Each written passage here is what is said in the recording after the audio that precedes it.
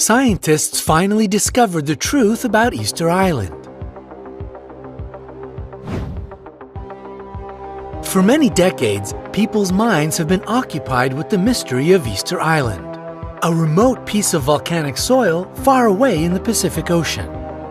But our planet hosts thousands of such lonely islands. What is so particular about this one? The mystery is concealed not on the island itself, but the giant stone statues covering it. Who created the world-famous huge stone heads?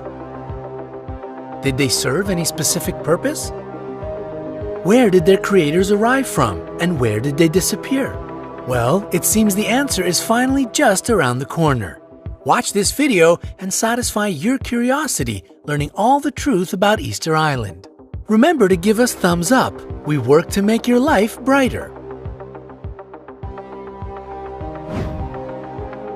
What do we know about the island itself?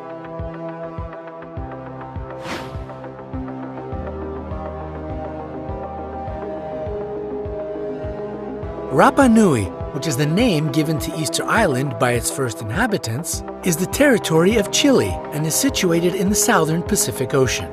And it is so far that you can easily consider it one of the most distant places on the world's map. It lies 1,200 miles away from Pitcairn, which is its closest neighbor.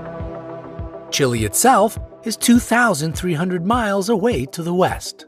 The only transport that can take you there is a plane. If you want to get to this destination point, you will need to spend 5 hours on board flying from Santiago, Chile to Easter Island. The area of the island is just 63 square miles. And such, let's admit, a tiny territory is home to 887 huge stone statues.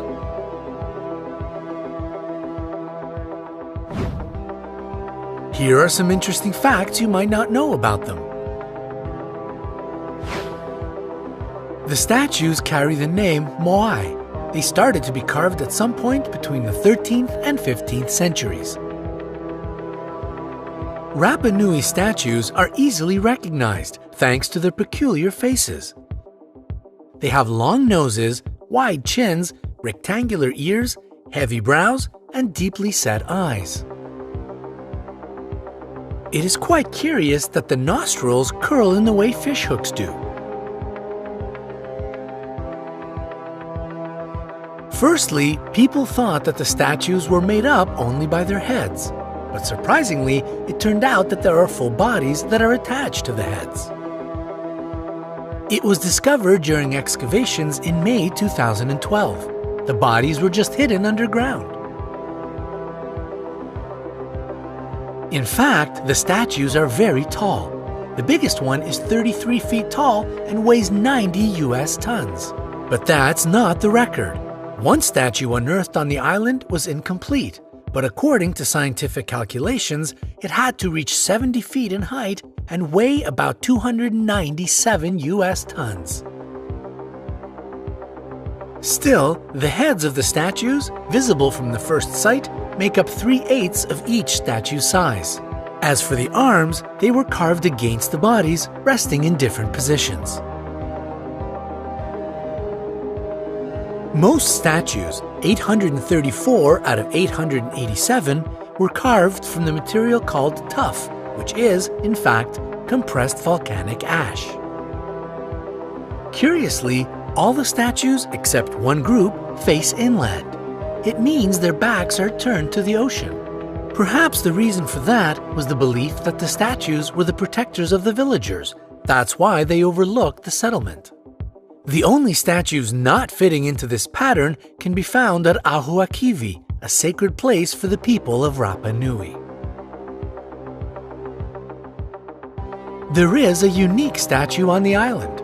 It is the only statue which was found in a kneeling position.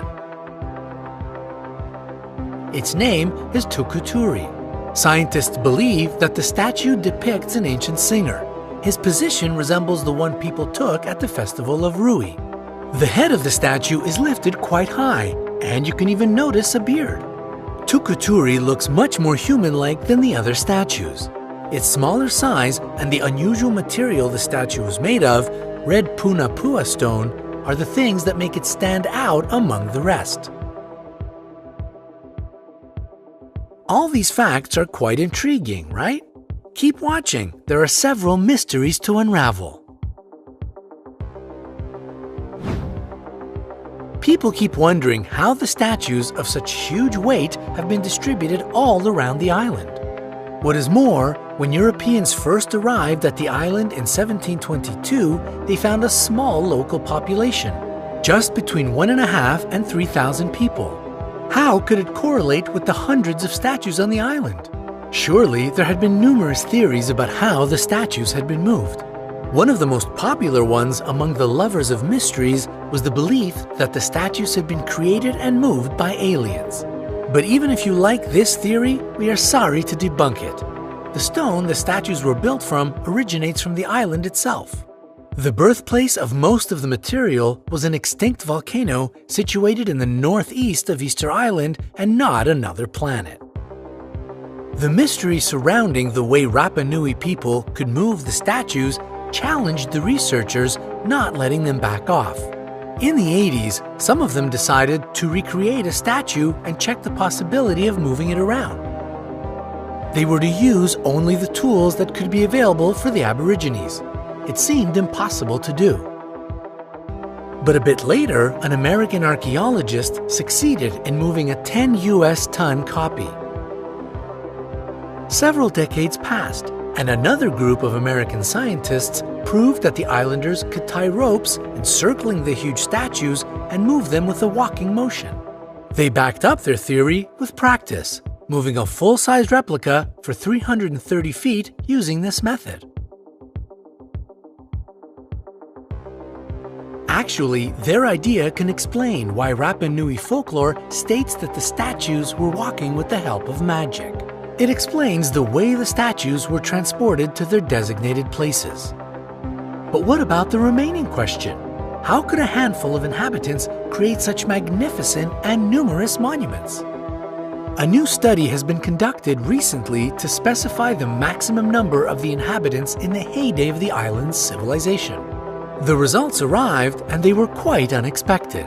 It turned out that as many as 17,500 people could comfortably live on the island. At least 19% of the land could be covered with the fields of sweet potatoes that used to be the main source of food for the population. What is more, the islanders consumed quite a lot of seafood and fish. So, knowing these numbers, you can see that there were enough people to create the stone masterpieces. But what happened to them? Why did they disappear?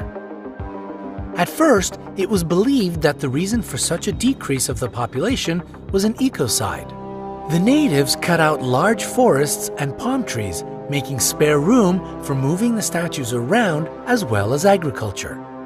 They thought the trees were going to grow back fast enough. It was a misleading concept. The deterioration of the environment resulted in hunger, and this, in turn, led to wars and cannibalism. Nowadays, however, such a theory has been proven wrong. First of all, Rapa Nui inhabitants seem to be very talented agricultural engineers. They deliberately fertilized the fields with the volcanic rock. In fact, another research has shown that people had been living on the island for many centuries, and the population only started to decrease when Europeans began visiting. So, a much more realistic explanation is also very tragic. South American raids in the pursuit of slaves frequented the island throughout the 19th century. Half of the Aborigines were taken away. What is more, European traders brought to the island new diseases, which the locals hadn't been protected from, and introduced enforced migration. It led to the fatal decline of the nation that presented the world with such a miracle as the mystery of Easter Island. Have you heard these facts before? Share your opinion and ideas in the comments below. Hit the like button below the video and click subscribe to join us on the bright side.